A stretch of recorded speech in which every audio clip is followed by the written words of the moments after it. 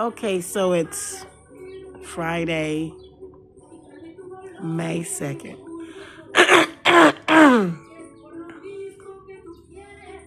And I'm going to say this. Shout out to all the May babies. Happiest Earth Day to one of my daughters that I didn't birth by, you know, into Earth, but I call her my daughter. Her name is Unique Divine Roddy. Anyways, shout out to her. And shout out to all the May babies, all you Tauruses. Shout out to y'all. I do not have the right to play I do not own the rights to the music that's playing in the background, but I have a right to play the music. So I am on the mic this AM,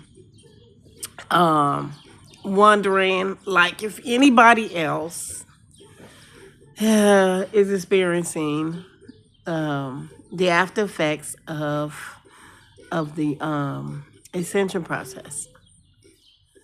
I'm not wondering. I already know that's happening, but I was I was growing through my mind. I was growing through my mind that what if what if everything that I learned right now up to now is just the beginning of the bigger picture. So since I'm saying that, my past self is like, how you gonna make it? It's gonna be difficult. You see my throat chakra acted up. How you gonna make it? What's gonna happen? All the it got my past self, she got a lot of questions. I think all three of my past, present, and future selves, they always have a lot of questions. But currently, the past myself, she was like, how you gonna do this? How you gonna live? How you gonna get food? How you gonna do this? How you gonna survive? How you gonna be there for your kids as adults? How you gonna be there for your granddaughter that's in your lineage? Like how you gonna do that? And call yourself being a spiritual. How you gonna do all this? How you gonna do that? And I'll say right now, in the present, very carefully. So all these labels that I just said, I'm really not with all them labels. I'm just like, I'm gonna make it. Period. Point blank. That's the now. My future self, she already kicking it and chilling. She already like everything already worked itself out. So in terms of working things out and knowing thyself, this is the big picture. If you know who you are, you know you're gonna make it. Regardless of these outcomes. I said something to somebody. I kept saying, regardless of the outcome, you're gonna be good. Regardless of the outcome, you're gonna be good. But I was really when I was saying it, I wasn't hearing it. But after I got off the phone and for like these few days, I'm like, that message was for me. I'm like, dang it. So my past self at that time was telling my future self, which is right now, regardless of outcome, you gonna make it. You gonna be good, girl. Why you ain't tripping? what it, that's what I'm saying right now.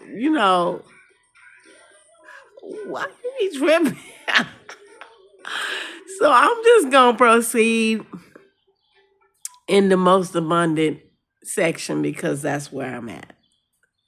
And these are the most encouraging words of the day. And I'm no saint, but like I'm a sweetie. I'm a big super sweetie. But I'm starting to see myself like that. If I see that you disrespecting the sweet parts of me, I go in on you a little bit. And I don't go in like harshly.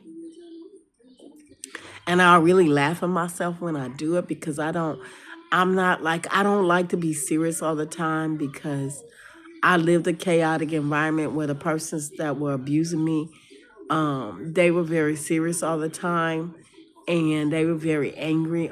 They seemed very angry. They were very aggressive, physically aggressive, and mentally and verbally abusive, in ways that aren't that are peculiar because peculiar, odd because they didn't use curse words, so that makes it emotional and mental abuse. So they didn't use cuss words as my parent. I'm using that term loosely. They didn't use cuss words. They like, especially the female. She would say like things like that, that don't make sense. You know what I'm saying? If somebody encourage you, they encourage you. So like she could give a backhanded um encouragement.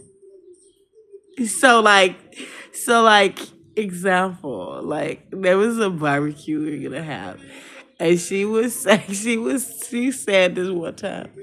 I was like, I'm gonna ask her, and this would ask her, why is it that every time we go to do a family event, you ask me to give the most money? And I seen it, so I asked her.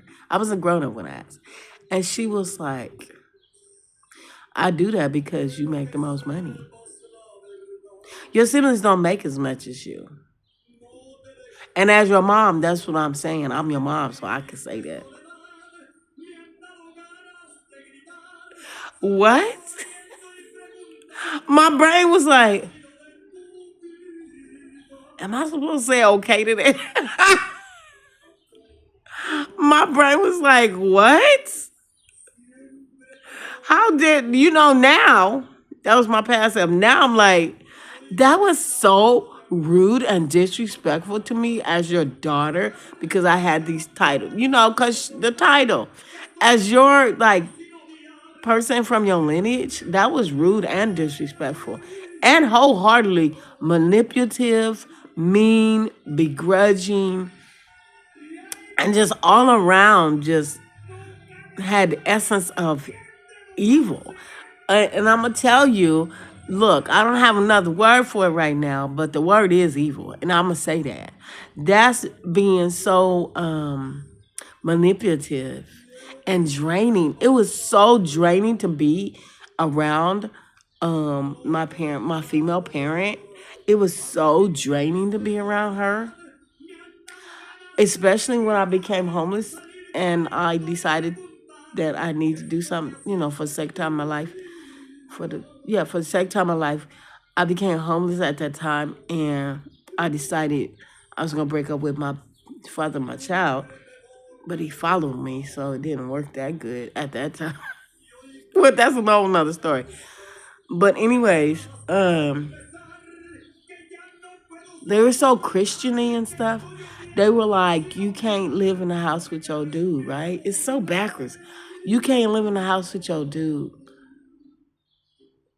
but your daughter and you could stay in the room. So my boyfriend at the time, dude, whatever, baby, the father of the child, he stayed in my van while me and my daughter stayed in the house because my male parent was like, "Oh no, this is a Christian household." After all the beatings and the sexual abuse, I'ma think that y'all is doing wrong, okay? And you beyond regular. You went way past the bar with this one. I'm like, really? After all the sexual abuse, you gonna tell me that I need this, like I gotta be outside with my dude? And the unhealthy part of this whole situation is I put my daughter in harm's way. I'm just gonna be 1,000%. That was not a smart thing to do. So I did it for a few months until I figured something else out because I wanted my daughter out of there. So I did it for a few months because I was not comfortable. I did it. It's something about this where in my freaking mind, I thought that this area was the best I could do for my child at that time, and put her in an environment where it was chaotic, where that the male was having sex with his own daughter, and he was like saying this Christian stuff about how it's a Christian home and you can't sleep with your dude in this house, but you was sexually abusing me. So where is we doing this Christian stuff at? So you see how the concept goes here. Excuse me. And then on top of this, I realized that my mother figure at that time, that she didn't warn me against bad guys. She didn't warn me against the guys that I shouldn't be talking to. She didn't warn me about the people that are mean and evil. She never had those life conversations about how to just be with healthy people. And you can tell me, oh, she didn't grow up like that. She didn't. I didn't grow up like that. And I had to change that with my children. I actually started off, like I said, domestic violence, but like emotional abusive relationships. But I ended up leaving and being out of each one because of the unhealthiness. Like I was really being consumed by it. So currently, I'm on the trail of what you call, I guess, dating someone, because I realized that I'm dating them. I'm not really like I went to love for them, but I'm dating them. I'm not they not my boyfriend yet.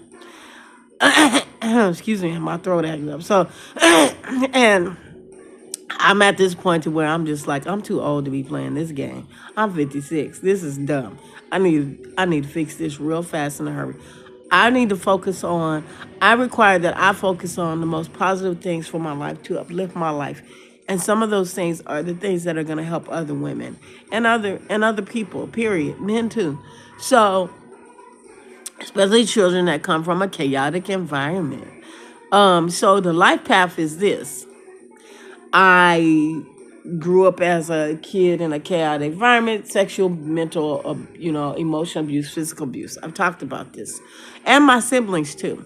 But I can't tell their story.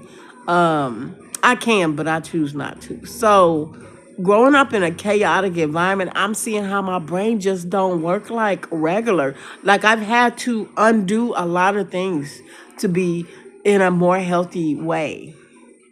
And even when I'm thinking I'm being healthy, I'm like, I'm looking to make sure I'm not. I have trust that I can, but I have trust that I can work it out and be not in this area where I'm feeling unhealthy and I'm acting that unhealthiness out.